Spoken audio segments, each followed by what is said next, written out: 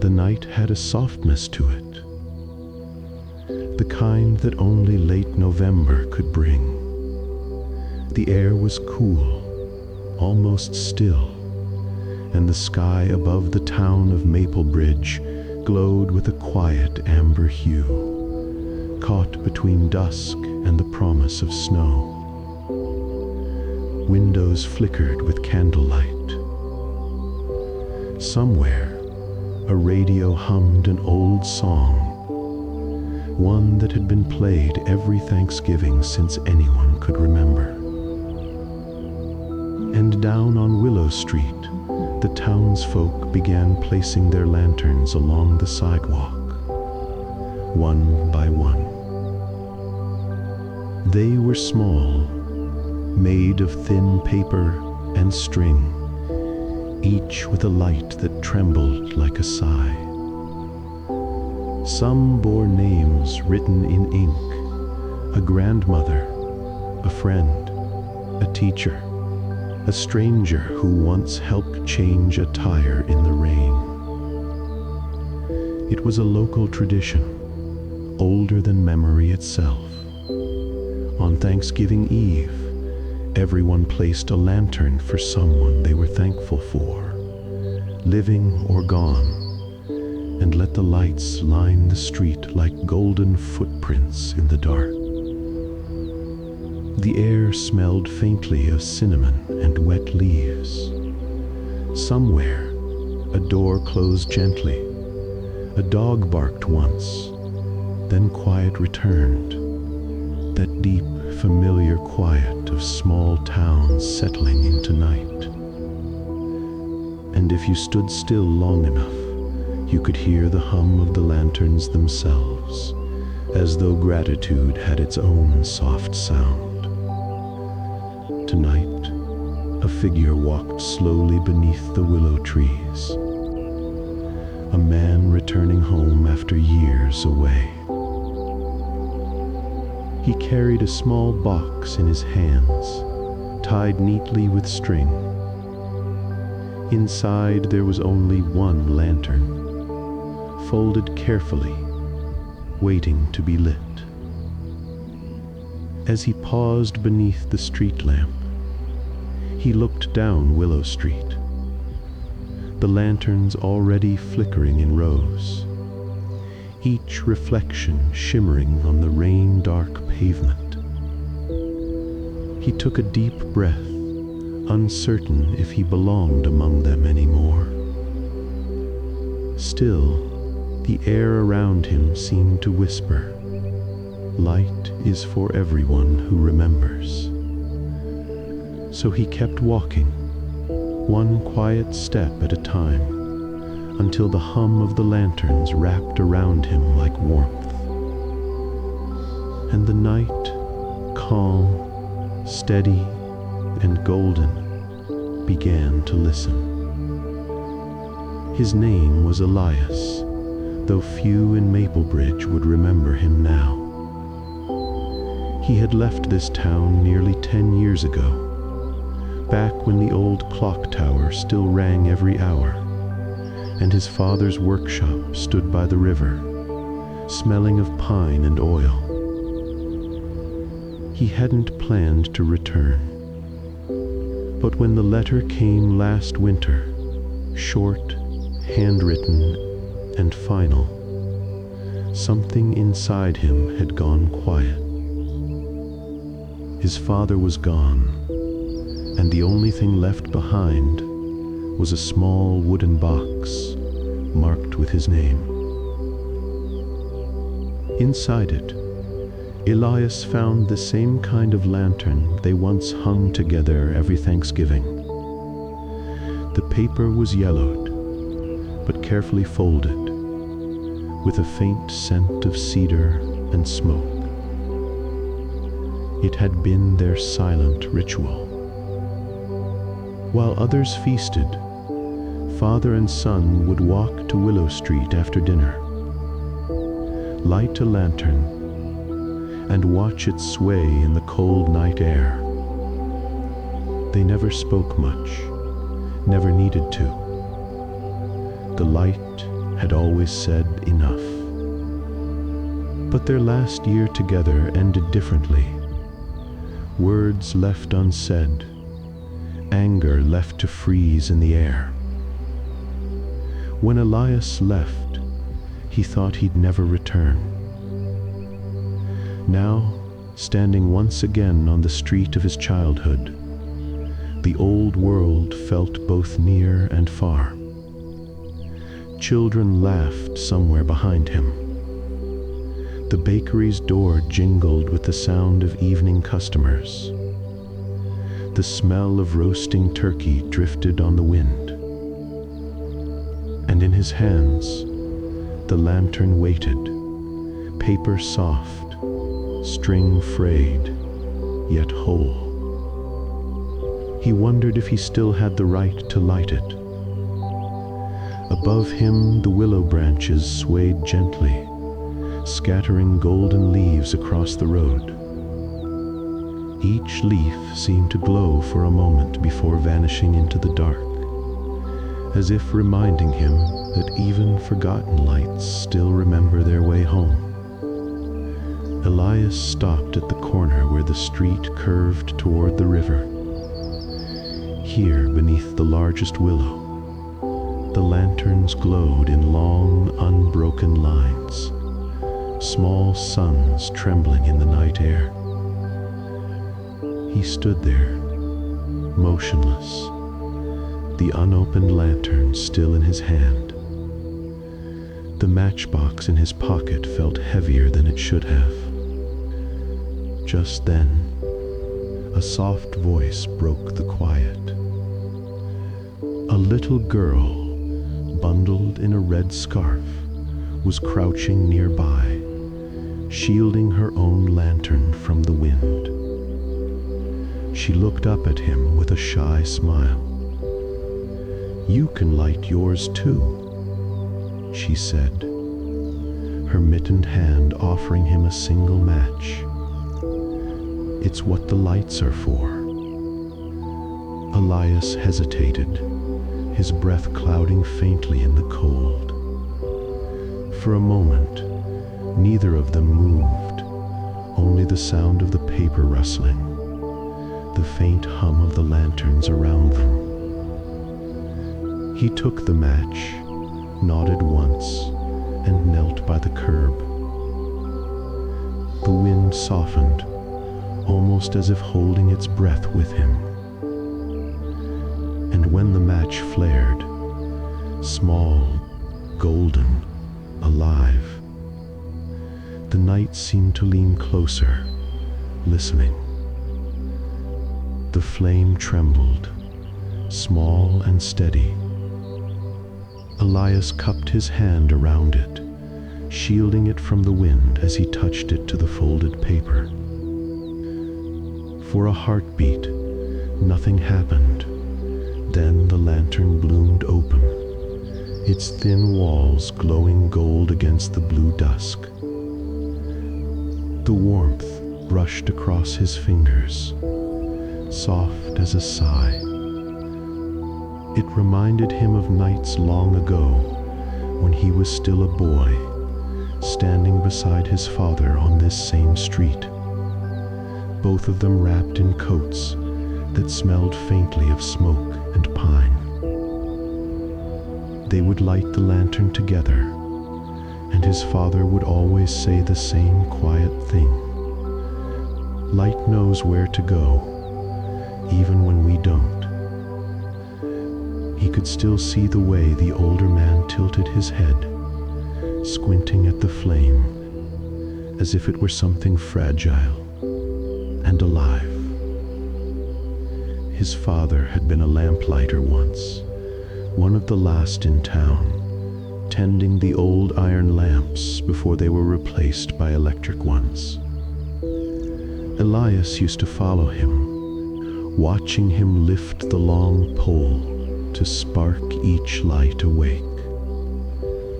They hardly talked, but in the hush between footsteps and matches striking, something like love had lived there, quiet, wordless, and whole. now kneeling again on the cold pavement, Elias felt the same rhythm returning. The sound of the matches hiss, the smell of burning wood, the way light filled the air around him. It was all the same, as though no time had passed at all. He set the lantern gently on the ground. Its reflection shimmered across a puddle nearby, splitting into soft ripples that caught every shade of gold. And for the first time in years, Elias didn't look away. The lantern swayed once in the cold air, then steadied itself as if breathing. Its paper glowed from within, light spilling across the cobblestones, catching in the puddles that dotted the street. The rain from earlier had left the ground damp and shining, a mirror for the stars that hadn't yet appeared. Elias rose slowly, the match still faintly warm between his fingertips. For a moment, he simply watched. The lantern's golden shimmer seemed to reach farther than it should, brushing the edges of the nearby shop fronts, climbing the trunks of the willows, lingering in the windows of the bakery where the scent of cinnamon still drifted out. He closed his eyes, letting that scent fold around him. Cinnamon, nutmeg, apples baking in sugar. 100 small memories hid inside that smell. His father dusting flour off his hands. His mother humming softly to herself. The clatter of dishes in the next room. It was the sound of an ordinary happiness, the kind that people rarely notice while it lasts. The air was colder now, crisp enough to make his breath visible. He exhaled slowly, watching the faint cloud rise and drift into the light. Somewhere farther down Willow Street, a door creaked open, and laughter spilled out, low and soft, like wind through leaves. He thought of how every lantern here represented a story, each one flickering, fragile but present. And how strange it was that gratitude could glow even after years of silence. He began to walk. Lanterns lined both sides of the street, their reflections rippling like twin rivers of firelight. The colors shifted as he passed. Amber, honey, pale gold, and each seemed to whisper a name, a moment, a kindness remembered, a child's giggle, a woman's quiet prayer, the creak of an old rocking chair by a window. Every sound folded into the night like a page turned gently. Elias walked slower, matching his steps to the rhythm of the lantern's sway. He could hear the faint hum of their paper bodies brushing against the air, and it reminded him of the soft clicking sound his father's lighter once made, an old silver thing that never failed to spark. When he was young, he used to think that maybe the flame wasn't only fire, maybe it was memory trying to stay. He paused again by the corner, where the willow branches hung low, almost touching the ground. Their tips brushed his shoulders as he leaned against the old wooden post that still carried the faded mark of his father's initials. The lamplighters had carved them there decades ago, a tiny tradition among the few who once tended the street. He traced those letters with his thumb now.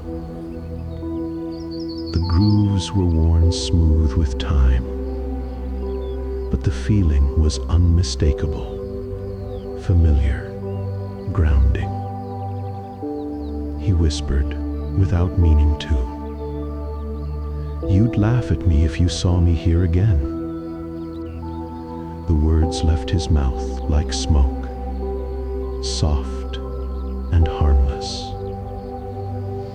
And yet, in the hush that followed, he thought he heard something in return. Not words, but a shift in the wind, a faint warmth brushing his cheek. It was as though the night itself exhaled. A memory rose, quiet and uninviting. One year, when he was 12, the snow had fallen early. The two of them had gone out anyway, bundled in thick scarves, their boots crunching through drifts.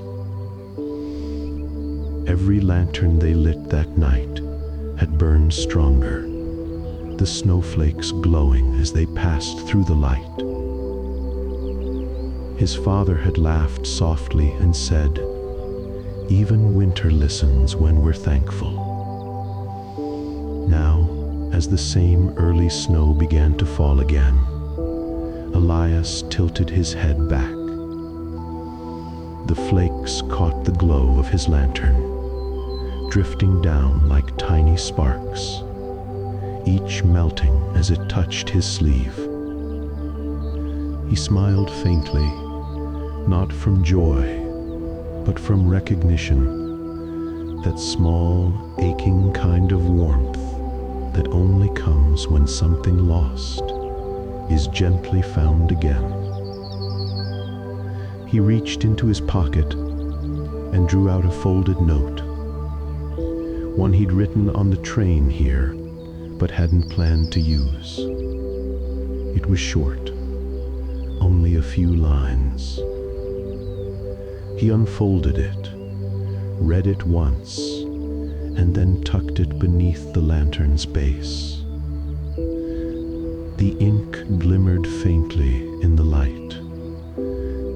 "Thank you for teaching me to see light, even in silence." As he stepped back, a breeze rose. The lantern flickered, not fading, but bending, as though bowing. The other lanterns nearby seemed to answer, their flames dipping once in a synchronized breath. Elias felt something shift inside his chest, not a sharp pain, but a quiet release, like a door opening inward. The street stretched out before him, calm and endless. He began to walk again, and the lanterns guided him like an old memory leading home. Some leaned against fences, some floated gently in puddles, some caught the reflection of passing stars. And all of them, together, looked like a river of gratitude winding through the heart of town. At the far end of the street, he paused one last time. The sound of the wind through the willows, the faint murmur of voices from the houses, the smell of baked apples and smoke, it all wove together, forming something whole. He breathed it in deeply, then let it go. The light of his lantern shone steady behind him. And for the first time since his father's passing, the quiet didn't hurt. It simply was. Elias stood beneath the willow, his hands now empty. The lantern's glow painted his coat in gold, and for a long while, he simply watched its flame drift within the paper walls, calm, constant, alive. He thought of all the times he had waited for the right words to say, the moments he could have spoken, but didn't. The chances he had let pass, believing there would always be another year. But here, in the stillness of Thanksgiving night, he understood something that words had never managed to explain. Gratitude wasn't about perfection. It was about presence. It wasn't a grand confession or a ceremony. It was a quiet act of remembering, of choosing light even after loss. He realized that the lantern wasn't only for his father. It was for himself too, for the part of him that had carried guilt like a shadow, and now finally learned to set it down. The flame flickered once, then steadied as if agreeing. He smiled, a small, tired smile that reached his eyes for the first time in years. And when he turned to walk back down Willow Street, the world seemed softer somehow, not changed, but forgiven. The light followed him, pooling gently at his feet, guiding him through the quiet like an old friend. As Elias reached the end of the street, he noticed the little girl again, the one with the red scarf. She was crouched beside the curb, carefully setting down another lantern. This one was smaller, a bit crooked, but burning bright. She looked up when she saw him. "Did yours find who it was for?" she asked, tilting her head. Elias paused, the corners of his mouth softening. "Yes," he said quietly, "for someone who taught me to see light." The girl nodded, as if she understood completely.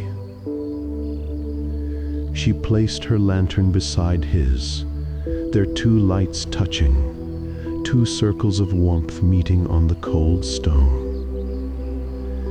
For a moment, the street felt fuller, alive with a quiet hum that didn't come from the wind or the lamps, but from something deeper, the sound of gratitude itself.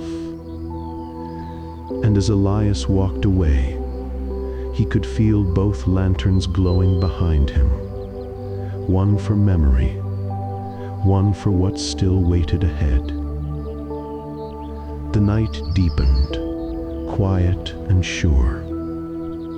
The last of the townsfolk had gone home, their laughter fading into the warmth of kitchens and candlelight. Elias sat down on a wooden bench beneath the willow tree, where the road curved toward the river. He rested his hands in his lap, breathing in the scent of rain-damp wood and distant pies cooling on windowsills. The cold brushed gently at his face, but he didn't mind. It felt clean, alive. Somewhere, a church bell tolled, low and far away, a single note hanging in the stillness. He counted the beats without meaning to, the way he used to as a boy. Each sound stretched out and faded into silence, leaving behind only the hush of falling snow. The lanterns flickered with the rhythm of his breath, brightening as he inhaled, softening as he exhaled. He let the pattern carry him, the rise and fall, like the sea breathing in the distance. For the first time in years, he felt no weight pulling at his chest. Only warmth, small, steady, honest. The kind that comes when a story quietly finds its ending. He leaned back, letting his head rest against the bench. The world blurred gently, the glow of the lanterns, the whisper of snow, the hum of night air, all of it folding into one single calm moment. And in that calm, the town seemed to breathe with him, slow, peaceful, at ease. The snow kept falling, gentle, endless, kind. Along Willow Street, the lanterns swayed in unison, their reflections trembling in the puddles like golden stars caught upon the earth. The night held them all, the light, the silence, the memory, with the same quiet care. Somewhere far off, a window closed. Somewhere else, a kettle began to hum. Life continuing, softly, as it always had. Elias closed his eyes, the warmth of his lantern still flickering in his thoughts. He didn't need to look back to know it was still shining. Light, after all, always finds its way home. The wind exhaled through the willows, slow and calm, a lullaby for anyone still awake. And down Willow Street, the glow lingered, steady, patient, everlasting. Close your eyes now, and let your own light drift quietly into the night.